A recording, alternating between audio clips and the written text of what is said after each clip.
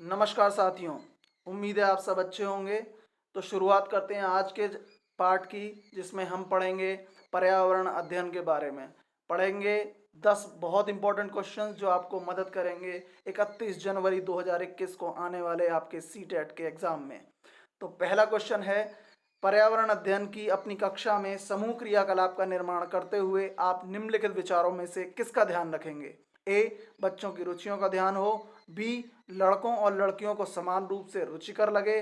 सी, इसमें मूल्यवान सामग्री लगी हो। या डी, सभी धार्मिक और सांस्कृतिक पृष्ठभूमि के बच्चों को रुचिकर लगे। इन चारों ऑप्शन को पढ़ने के बाद इसमें से कौन कौन से ऑप्शंस होंगे उनको हम चुनेंगे। ऑप्शन नंबर 1 कहता है बी और सी। ऑप्शन 2 कहता है ए, बी और डी। ऑप्शन 3 कहता है ए, सी और डी। और ऑप्शन 4 कहता है बी और डी। तो इसका सही जवाब होगा ऑप्शन नंबर 2, ए, बी और डी। चलिए चलते हैं अगले प्रश्न की तरफ। अगला प्रश्न, क्वेश्चन नंबर 62। निम्नलिखित सभी कथन पर्यावरण अध्ययन में सामूहिक रूप से क्रियाकलापों में संलग्न शिक्षकों और विद्यार्थियों के पक्ष में तर्क प्रस्तुत करते हैं। केवल एक कथन को छोड़कर। वह कथन कौन सा है? पहला, बच्चे परस्पर सामंजस्य और सहयोग करना सीखते हैं, यानी आपसी कोरिलेशन से और एक दूसरे का सहयोग करके सीखते हैं। बच्चे दूसरे बच्चों से बात और बहस करने से अधिक सीखते हैं। नंबर 3, समूह क्रियाकलापों की वजह से बच्चे अंक उपलब्धि में अच्छा सुधार प्रदर्शित करते हैं। या नंबर 4, प्रौढ़ों के समर्थन से बच्चों को अपनी क्षमता से अधिक ज्ञान के निर्माण में सहायता मिल सकती है। तो इसका सही उत्तर है ऑप्शन नंबर 4। चलते हैं अपने अगले प्रश्न की तरफ। क्वेश्चन नंबर 3, या कहें कि 63, क्योंकि पेपर में आपको 61 से लेकर 90 यानी 61 से 90 नंबर के क्वेश्चन तक मिलेंगे पर्यावरण अध्ययन के प्रश्न, इसलिए हम उसी तरह से आपको समझा रहे हैं। तो प्रश्न संख्या 63 क्या कहती है? समूह कार्य यानी ग्रुप वर्क में समूह कार्य से पर्यावरण अध्ययन कर रहे बच्चों की सामाजिक व्यक्तिक विशेषताओं के आकलन के लिए निम्नलिखित में से कौन सा उपकरण सर्वाधिक उपयुक्त होगा? नंबर 1, दत्त कार्य यानी दिया गया कार्य। नंबर 2, कागज पेंसिल परीक्षण। नंबर 3, मौखिक प्रश्न। या नंबर 4, निर्धारण मापनियां। देखिए, सामाजिक व्यक्तिक कार्य में सबसे ज्यादा जो अच्छा होता है वो होता है मौखिक प्रश्न। ठीक है, चलते हैं अपने अगले प्रश्न के। अगला प्रश्न है क्वेश्चन नंबर 64। नीचे पौधों के बारे में बच्चों से कुछ सहजानुभूत विचार दिए गए हैं। इनमें से कौन सा विचार वैज्ञानिक दृष्टि से ठीक है, यानी साइंटिफिकली करेक्ट होना चाहिए? सबसे पहला है, कुछ सब्जियां फल होती हैं। नंबर 2 है, बीज किसी पौधे का हिस्सा नहीं होते। नंबर 3, गाजर और बंद गोभी पौधे नहीं है। या नंबर 4, घास पौधा नहीं है। इसका सही जवाब है ऑप्शन नंबर 1 कि कुछ सब्जियां फल होती हैं। चलते हैं अपने अगले सवाल की तरफ। क्वेश्चन नंबर 65 यानी आज का 5वां क्वेश्चन है। कक्षा 4 यानी क्लास 4 की एक शिक्षिका ने अपने विद्यार्थियों से कहा, कुछ वयोवृद्ध लोगों से यह पूछिए कि जब वे जवान थे तो क्या उन्होंने कुछ ऐसे पौधे देखे थे जो आजकल दिखाई नहीं पड़ते। उपरोक्त प्रश्न के पूछे जाने पर निम्नलिखित में से किस कौशल के आकलन की संभावना नहीं है? नंबर 1, चर्चा। नंबर 2, प्रश्न पूछना। नंबर 3, अभिव्यक्ति। या नंबर 4, प्रयोग। देखिए, आप अगर ध्यान से सोचेंगे तो कहेंगे इसमें कहीं भी प्रयोग नहीं आ रहा, कोई कुछ भी करके नहीं देखा जा रहा है, केवल पूछा जा रहा है। तो इसलिए इसका सही उत्तर होगा नंबर 4, प्रयोग। चलते हैं अगले प्रश्न की तरफ। Question number 66। एक शिक्षक प्रत्येक बच्चे को अपने घरों की रद्दी सामग्री से कुछ उपयोगी वस्तु बनाने को कहता है। शिक्षक का शैक्षिक अभिप्राय नहीं है। क्या शैक्षिक अभिप्राय नहीं है? क्या नहीं कहना चाहता वो? कूड़े से बनी श्रेष्ठ वस्तुओं की प्रदर्शनी आयोजित करना, कक्षा के श्रेष्ठ विद्यार्थी के बारे में निर्णय करना, बच्चों में सृजनशीलता का विकास करना, या बच्चों को पुनश्चक्रण, पुनः प्रयोग और रूपांतरण को समझने देना। देखिए, सीधी सी बात है, इससे कहीं भी यह निश्चित नहीं होता कि कक्षा के श्रेष्ठ विद्यार्थी के बारे में निर्णय हो जाएगा। तो सही उत्तर है ऑप्शन नंबर 2।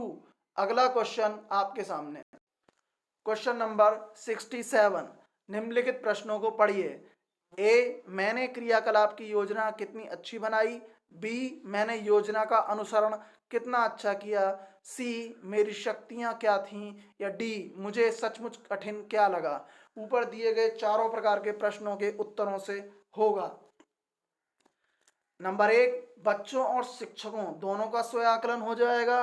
या नंबर 2 शिक्षक द्वारा समग्र आकलन यानी सारा आकलन हो जाएगा, नंबर 3 बच्चों का स्व आकलन यानी बच्चे का अपना आकलन हो जाएगा, या नंबर 4 शिक्षकों का स्व आकलन हो जाएगा। देखिए इसमें क्योंकि एक्टिविटी बनाई गई है अध्यापक द्वारा और बच्चे कर रहे हैं, तो इससे इसका सही उत्तर है पहला ऑप्शन, इससे बच्चों और शिक्षकों दोनों का आकलन होगा।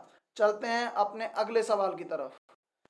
अगला सवाल है क्वेश्चन नंबर 68, पर्यावरण अध्ययन की पाठ्य पुस्तक में प्रयुक्त भाषा कैसी होनी चाहिए? नंबर 1 परिभाषाओं पर बल देते हुए औपचारिक बनाई जानी चाहिए, या नंबर 2 तकनीकी और औपचारिक होनी चाहिए, नंबर 3 बच्चों की दिन प्रतिदिन की भाषा से संबद्ध यानी कनेक्ट होनी चाहिए, और या नंबर 4 रूखी और बच्चों के द्वारा समझने में कठिन होनी चाहिए। देखिए ये तो समझ गए होंगे गलत कौन सा है, तो सही उत्तर कौन सा है ये भी समझ ही गए होंगे, वो है ऑप्शन नंबर 3। चलते हैं अगले क्वेश्चन की तरफ। आज का 9वां क्वेश्चन और पेपर का 69 यानी 69th क्वेश्चन है, एक शिक्षक अपने विद्यार्थियों को विभिन्न पशुओं के चित्र देता है और उन पशुओं पर रंग भरने को कहता है जो हमारे घरों में नहीं रहते, अतः बच्चे उनके बारे में नहीं जानते। इस क्रियाकलाप का उद्देश्य क्या है? ए सृजनात्मकता का विकास करना, बी अवलोकन का विकास करना, सी वर्गीकरण कौशल का विकास करना, या डी डाटा संग्रह का विकास करना।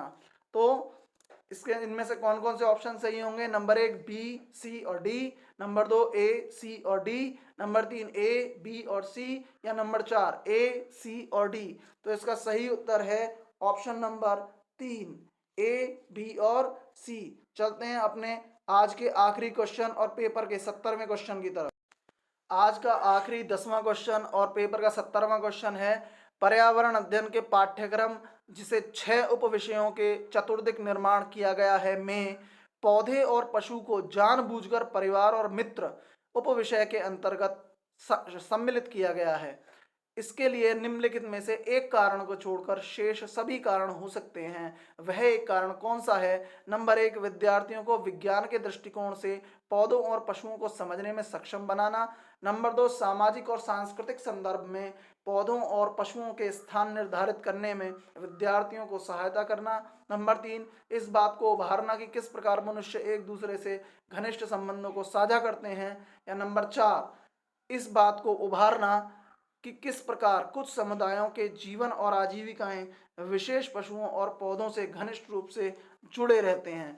तो इसका पहला प्रश्न बहुत ही सीधा है, पहला ऑप्शन बिल्कुल सीधा है कि विद्यार्थियों को विज्ञान के दृष्टिकोण से पौधों और पशुओं को समझने में उन्हें सक्षम बनाना है। आज आपने 10 क्वेश्चन पढ़े और 10 क्वेश्चन के बाद हम अगले 10 क्वेश्चन लेके आएंगे कल आपके लिए एनवायरनमेंट से, या आप जो भी कोई और क्वेश्चंस चाहते हैं हमें कमेंट बॉक्स में कमेंट करके बताएं किस टॉपिक से रिलेटेड आपको क्वेश्चंस चाहिए। चैनल को लाइक कर दें, शेयर कर दें, सब्सक्राइब कर दें, जिससे हम आपकी और ज़्यादा मदद कर सकें। यहाँ तक के लिए साथ देने के लिए बहुत बहुत धन्यवाद। आपका दिन शुभ हो।